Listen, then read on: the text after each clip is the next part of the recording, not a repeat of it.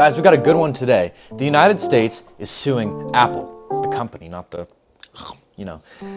The US Justice Department, along with more than a dozen states, have filed antitrust lawsuits against the company. It's actually 17 states, I believe. This could mean you saving money if you're a certain kind of person, but for some others of you out there, you could stand to lose a lot. I'm going to talk about that. It's no secret that Apple products are dominating the market. You just really have to look around, even probably in your own pocket. In fact, they control about 70% of the premium smartphone markets in the US. But this lawsuit accuses Apple of illegally monopolizing the smartphone market. According to the complaint, Apple has been accused of maintaining its monopoly power by restricting competition through its App Store rules and high fees. They've also been criticized for their walled garden approach, as they call it, where they're tightly controlling how third-party companies interact with their products. Attorney General Merrick Garland states that Apple has maintained monopoly power in the smartphone market not simply by staying ahead of the competition, but by violating federal antitrust law. So instead of just making their product the best, they're allegedly actively making everyone else's stuff worse. Apple, of course, is fighting back, saying that the lawsuit could set a dangerous precedent and hinder their ability as a company to innovate moving forward. But why do we really care if Apple has a monopoly anyway? I mean, I think we all love these $1,000 plus glass bricks that die within a couple years and break if you even look at them funny, and that you have to cover in plastic or else you drop them and they break. But this lawsuit could actually mean more choices and lower prices for us consumers.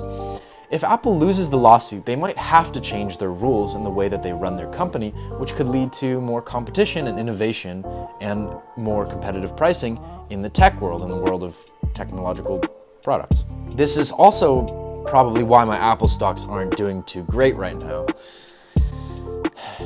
Now this guy, Eric Migakovsky, I believe is his name, I can put it, created this app called Beeper Mini, which makes it easier for Android users to message iPhone users without the limitations between the different systems, but he was shut down by Apple almost immediately. He stated that it lasted for a total of 3 days before Apple started to take swings at us.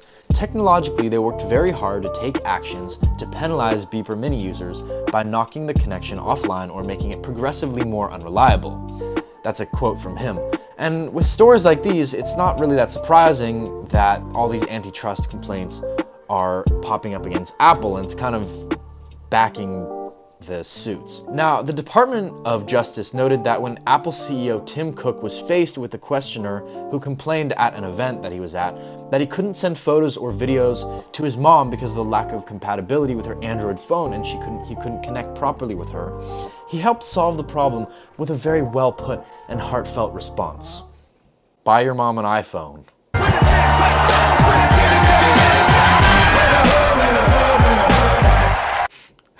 Now, although I find this quite funny, with this kind of attitude, especially from the CEO, it's no surprise that they're facing these allegations. I mean, there you go.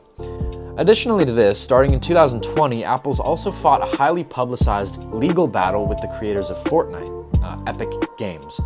However, federal courts decided that Apple is not unlawfully monopolistic in its distributions of iOS apps.